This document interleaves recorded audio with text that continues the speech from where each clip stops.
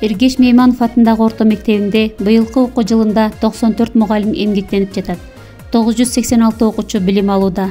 9-класста 69 окуучу, 11-класста 74 окуучу окуп бүтүрүүдө.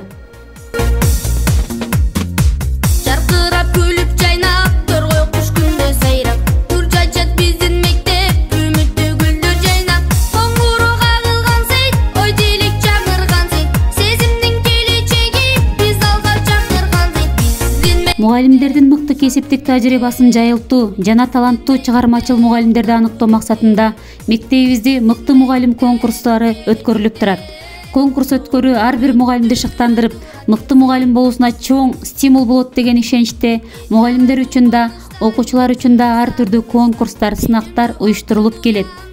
Биздин мектепте азыркы замандын талабы болуп жаткан санарип технологиялар менен иш алып баруу колго алынган. Талапка ылайык иш алып баруу үчүн сабактарды жаңы технологиялар менен өтүп, окуучулардын жеткиликтүү билим алуусуна чоң аракеттерибизди көрүп келебиз. Мугалимдер чыгармачылык менен иштеп, ар бир сабагын кызыктуу жана пайдалуу өткөнгө аракеттерин жумшашат. Ар бир мугалим санарип мугалим болууга аракет кылып, жаңы технология менен иштөөнү өздөштүрүүдө.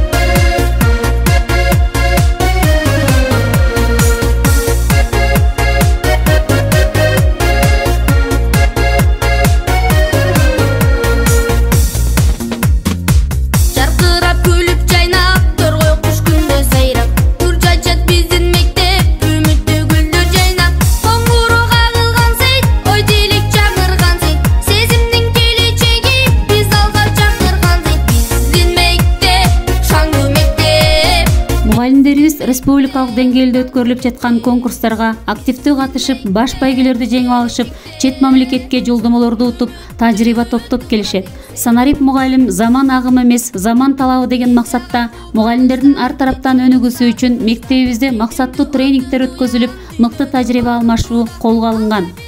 Биздин мектеп жамаатынын ишмердүүлүгүнүн жетишкендиктеринин дагы бири Америка Кошмо Штаттарынын Flex программасынын алкагында 2 окуучубуз жеңүүчү болуп, Жылтырова Үмүт жана Болотмамбет кызы Феруза Американын штаттарынан ийгиликтүү окуп келишти. Быйылкы окуу жылында Flex программасына 5 окуучу катышып, 3 окуучубуз тандоо турунда турат.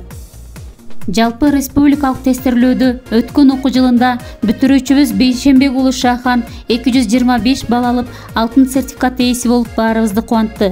2020-2021 окуу жылында Алмазбек кызы Сезим 218 балл алып, президентибиздин колунан сыйлоо баракчаларын алган.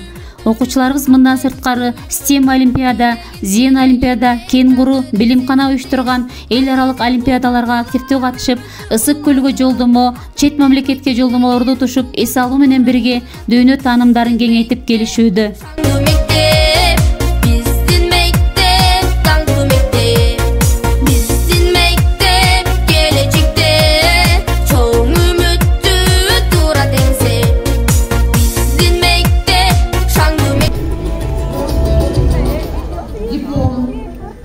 Айтматовдун 95 жылдыгына арналган Айтматов балдар дүйнөсүндө аттуу республикалык театралдык фестиваль сынагына катышып, 2-чи орунду ээлегендиги үчүн Нарын областынын Актала районунун Эргеш Мейманов атындагы орто мектеби сыйланат. Бара келди, анакей. Быйылкы 2023-2024 окуу жылында Билим берүү жана Илим министрлигинин буйругу менен өткөрүлгөн Айтматов балдар дүйнөсүндө аттуу фестивалда райондук-тордон 1-орунду, облустук тордон 1-орунду камсыздап, республикалык турга катышып 2-орунду жеңип, областын намысын татыктуу коргой алдык. Телевизор, статуэтка, диплом, грамота жана ыраазычылык каттар менен сыйландык. Республикалык предметтик олимпиаданын былтыркы окуу жылында райондук-турунда 18 мектептин ичинен 6 байгелүү орунду камсыздап, 1-орун алууга жетиштик. Предметтик олимпиаданын областык турунда 5 окуучу катышып, химия предмети боюнча 3-орунду, тарых предмети боюнча 1-орунду камсыздап, олимпиаданын республикалык туруна жолдомо алып, республикада райондун жана областтын намысын татыктуу коргоп келдик. Быйылкы окуу жылында 7 байгелүү орун алып, командалык эсепте кайрадан 1-орунду камсыздап, областык турдан тарых предметинен 2-3 орундарды алып кайттык. 2012 жылда жетишкен ийгиликтерибиз үчүн областык сынакта гран-при ээси болуп, Honda Odyssey автомашинасы менен сыйланганбыз.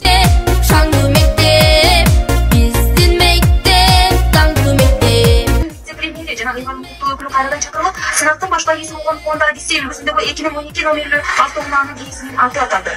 Мыкты мектеп 2012 алуу сынактын номинанты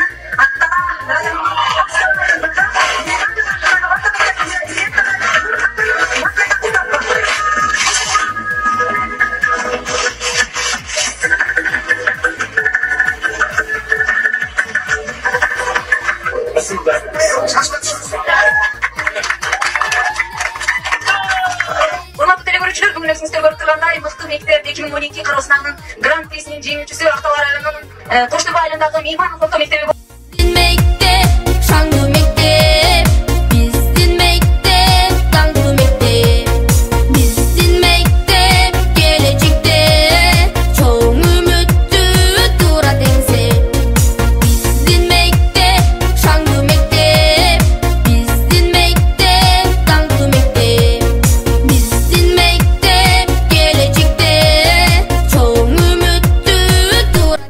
Мектепте ата-энелер менен иштешүүдө жакшы жолго коюлган.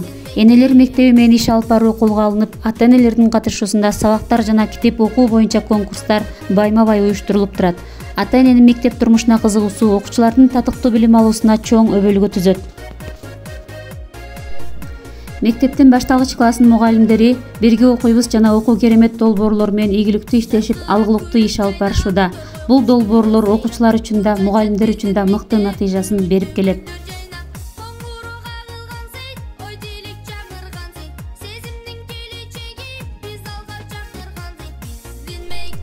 Мамлекет тарабынан жалпы 27 миллион сомдук Мамбетокунов атындагы заманбап спорт зал бүткөрүлүп ишке берилген. Окуучулардын спортто ийгиликтерди жаратышына мыкты мүмкүнчүлүктөр түзүлдү.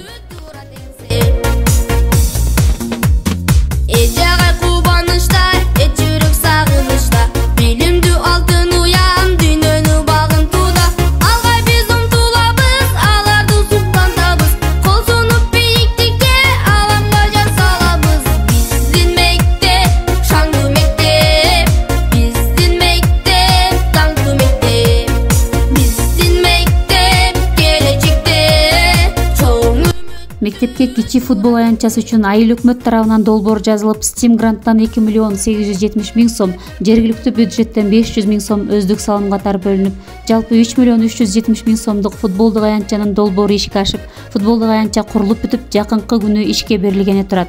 Мектептин 1-2 корпустарына ар бир окуу кабинетке 100 миң сомго видео камералар коюлуп, окуу процессин талаптагыдай алып барууга мыкты мүмкүнчүлүк түзүлдү. Бул камераларды мектептин 1994 жылкы бүтүрүүчүлөр тарабынан каржыланды. Мектебибизде мурда иштеп кеткен, директор болуп эмгеги сиңген Керимов Төлөн агайдын балдары 100 миң сомго автордук кабинетте жасап беришти. Айылдык бюджеттен 200 миң сом бөлүнүп берилип, 3-чү корпуска, спорт залга видео камералар жана мектептин муктаждыктары алынды. Жеке демөөрчү Алтын Эргешеванын тарабынан 100 миң сомдук смарт доска белекке берилди.